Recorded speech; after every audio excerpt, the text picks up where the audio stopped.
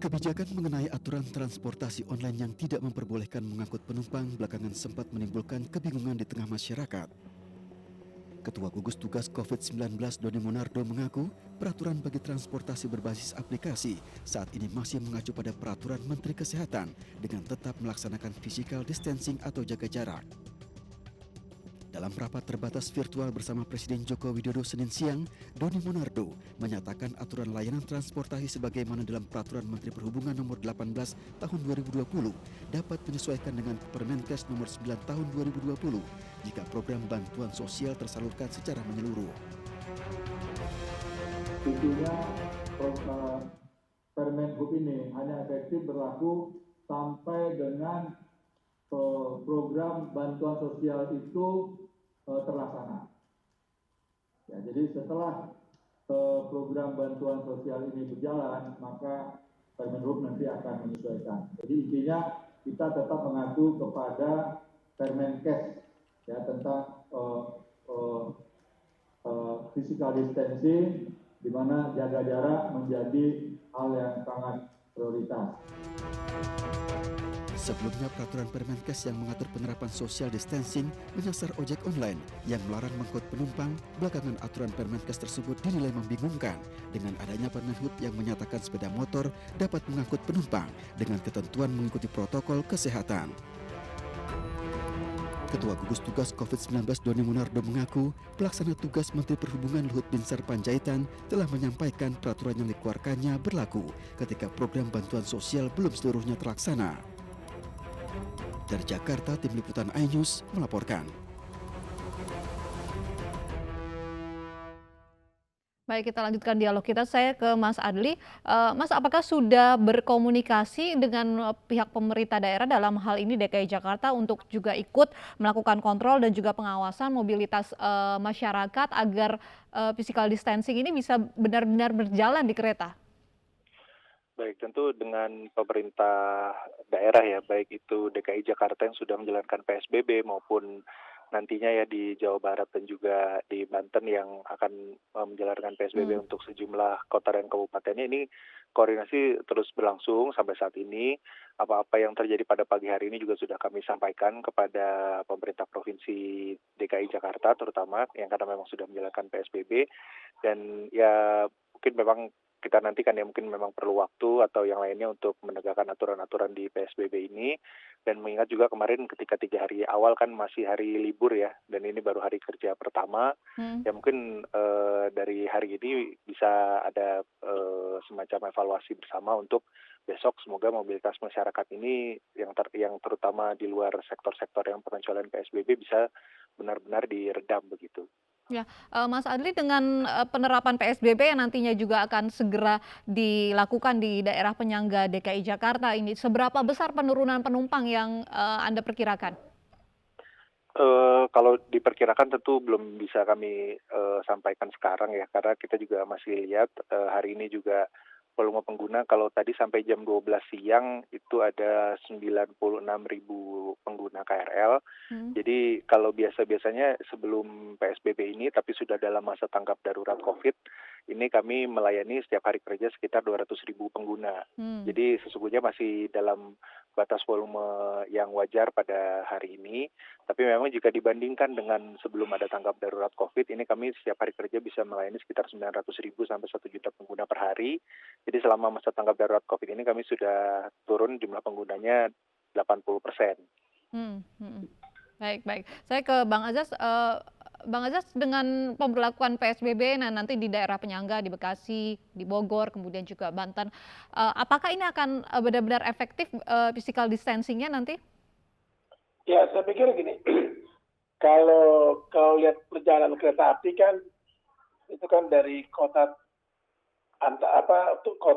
berangkat ke kota tujuan gitu ya. Nah sekarang ini kan kota tujuannya Jakarta. Tadi saya sudah bilang Jakarta betul-betul ditegakkan. Nanti kalau lusa sudah di kota berangkat gitu ya, kota asal juga akan terjadi PSBB.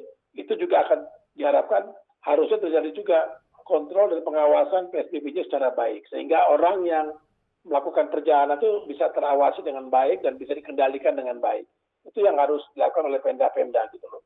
Jadi kalau misalnya seperti apa kondisinya, usul saya ke depan antara Pemprov DKI Jakarta harusnya aktif melakukan koordinasi ya dengan pihak-pihak terkait atau stakeholder yang berada dalam pelaksanaan PSBB ini. Misalnya tadi dengan pengelola transportasi publik, dia harus berkoordinasi tetap baik gitu loh. Itu satu. Terus juga dia juga harus bangun koordinasi yang baik nih Pemprov DKI Jakarta dengan asosiasi-asosiasi pengusaha ataupun pengelola-pengelola perkantoran supaya PSBB ini bisa jalan dengan baik.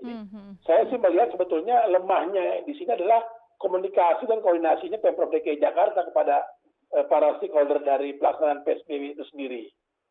Seharusnya bagaimana komunikasinya Bang Azas? Ya tadi, misalnya gini kan, Jumat itu kan diumumkan bahwa akan terjadi PSBB.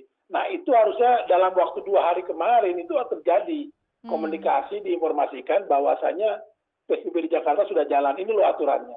Saya sendiri paginya itu saya sudah dapat di Pergub nomor 33 tahun 2020 gitu ya. Tapi kan orang nggak cukup membaca, ya nggak cukup membaca peraturan itu sendiri. Perlu juga penjelasan mungkin para pihak-pihak yang terkait tadi ya, atau asosiasi-asosiasi pengusaha ataupun pengelola perkantoran. Nah itu perlu dijelaskan, perlu dikomunikasikan. Jadi kuncinya sebuah kebijakan itu yang terutama adalah komunikasi menyampaikan isi kebijakan itu sendiri. Sehingga kebijakan itu dipahami, dimengerti, dan bisa dijalankan oleh target dari kebijakan itu sendiri. Nah, itu pertama. Kedua, kuncinya adalah koordinasi juga. Ya, bagaimana melihat perkembangannya dari waktu ke waktu gitu ya, seperti apa. Ini hari ini kan punya pengalaman. Harusnya ada juga koordinasi. Tanya nih, diundang rapat nih, KCI bagaimana? Jakarta bagaimana? Oke. Para pengelola perkantoran bisa dikasih masukan. Oh, kondisi kayak gini, berarti ini belum tegak. Ayo, mari tegakkan. Nah, seperti itu. Baik. Saya ke Dokter Erlina. Dok, KRL ini kan di dalam kereta cukup sempit begitu dengan banyaknya orang, kemudian juga ruangannya tertutup, ber-AC. Seberapa resiko untuk penularannya, Dok? Seberapa Ya, besar? jadi kalau penumpang masih dempet-dempetan dan tidak disiplin, tidak pakai masker, maka penularan akan terus terjadi. Jadi itu akan sangat memprihatinkan buat saya. Kasihanilah kami yang di rumah sakit. Kalau kita lihat juga di kereta, Dok, juga disemprot dengan disinfektan. Apakah ini juga efektif untuk bisa membunuh virus begitu, virus corona? Ya kalau yang disemprot keretanya sih nggak apa-apa, tapi asal jangan yang disemprot orangnya. Nah itu ada juga efek negatif ya kalau orang yang disemprot. Tapi saya juga ingin bertanya ini ya, kalau ingin orang jarang di dalam kereta, selain tadi beberapa perusahaan atau kantor yang memang sudah ditutup, jadi jumlah orang berkurang, bagaimana kalau frekuensi keretanya ditambah, jadi orang nggak berebut satu kereta, jadi seperti di luar negeri itu tiap 5 menit, 10 menit ada kereta, jadi kalau udah terlihat agak ramai orang nggak mau naik lagi. Tapi kalau memang keretanya jarang ya orang terpaksa jadi bersempit-sempit ria lagi gitu. Jadi apalagi justru jamnya dibatasi begitu, jumlahnya dibatasi gitu ya. Justru keretanya yang diperbanyak frekuensinya. Jadi orang naik sebagian, nanti tunggu lagi, nggak apa-apa kok tinggal 5 menit lagi gitu. Jadi nggak berdesak-desakan terus gitu. Karena interaksi yang dekat itu penularan ada di situ. Pokoknya itu deh. Jarak yang aman 2 meter begitu? Ya, di atas 1 meter lah gitu ya. 1 meter.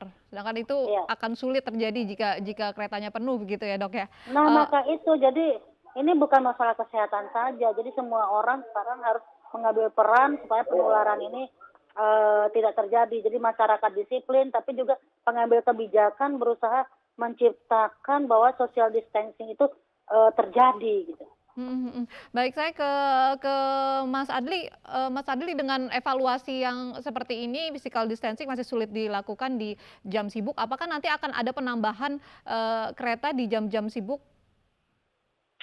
Baik, kalau untuk kereta ya di jam-jam sibuk ya seperti tadi, hari ini sudah kami tambah sampai pagi hari tadi ada 5 dan sore hari ini ada 4. Ini sesungguhnya kalau setiap harinya sejak pemberlakuan PSBB ini untuk pagi hari yang sudah diprogramkan itu 1, yang lain tentu masih memungkinkan di tambahan lainnya melihat situasi.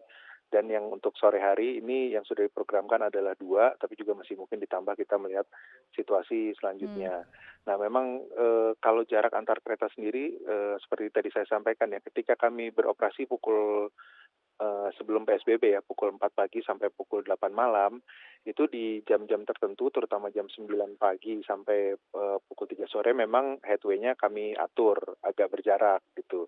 Nah, tapi sejak dengan pola operasional seperti PSBB ini, yaitu dibatasi jam 6 pagi sampai jam 6 sore, ini sesungguhnya tidak ada headway-nya tetap kembali seperti operasional normal, hanya jam operasinya saja yang sedikit mundur. Dan ini pun jam 6 tidak benar-benar jam 6, karena jam 6 ini adalah yang diatur agar transportasi ini masuk wilayah DKI Jakarta pada pagi hari harus setelah jam 6 pagi. Tapi sebetulnya keberangkatan di Bogor, di Bekasi, dan di misalnya Rangkas Bitung itu tetap sekitar pukul 4:30 sampai jam 5 pagi. Dan itu keretanya kami upayakan jika secara teknis memungkinkan tadi tetap ada yang headway-nya 5 menit sekali. Tapi tentu tidak bisa headway-nya 5 menit sekali selama 1 jam begitu ya, karena masih ada infrastruktur yang belum memungkinkan hal itu untuk dilakukan. Baik baik. Selain kereta, Bang Azaz, PSBB atau pembatasan ini juga berlaku di transportasi publik lainnya, di Transjakarta. Anda melihat evaluasinya seperti apa? Ya, kalau Transjakarta saya melihat sudah kalau pada jam-jam tertentu memang masih ada juga gitu ya, orang menunggu di terminal, bukan terminal, maksudnya di halte itu yang lebih penting gitu loh. Kalau di bus kan dia sudah mulai memang agak bagus gitu ya, tapi di halte ini yang perlu diawasi, karena dibandingkan dengan kereta api ini kan haltenya kan kecil sekali gitu ya ruangannya gitu loh. Nah, ini yang perlu diperhatikan juga oleh pengelola Transjakarta. Betul-betul juga dijaga kondisinya. Itu pertama. Kedua, saya juga mendapat pesan sebetulnya dari para pekerja Transjakarta. Mereka juga mengeluh mereka tidak dilengkapi dengan pengaman yang cukup begitu loh. Nah, harusnya ini juga jadi perhatian pengelola Transjakarta supaya para pekerjanya kan juga dia ada di kereta, ada di bus, ada di halte begitu ya. Nah, itu juga perlu diperhatikan kondisi pengamanannya itu. Nah, tadi yang untuk masalah komuter lain saya sepakat tadi. Headway-nya nggak mungkin ya, jarak antar kereta itu dekat juga. Nanti di stasiun terjadi penumpukan juga. Itu juga perlu dipikirkan. Ya, jadi jarak antar satu kereta api dengan kereta api yang perjalanan itu juga harus diperhatikan supaya tidak terjadi penumpukannya di stasiun. Nah, di stasiun itu perlu ada perhatian juga. Dan juga agar PSBB ini bisa berjalan efektif, masyarakat harus disiplin begitu ya, benar-benar melakukan physical distancing. Terima kasih Mas Adli, Bang Azaz dan juga Dr. Erlina sudah bergabung bersama kami di Special Report.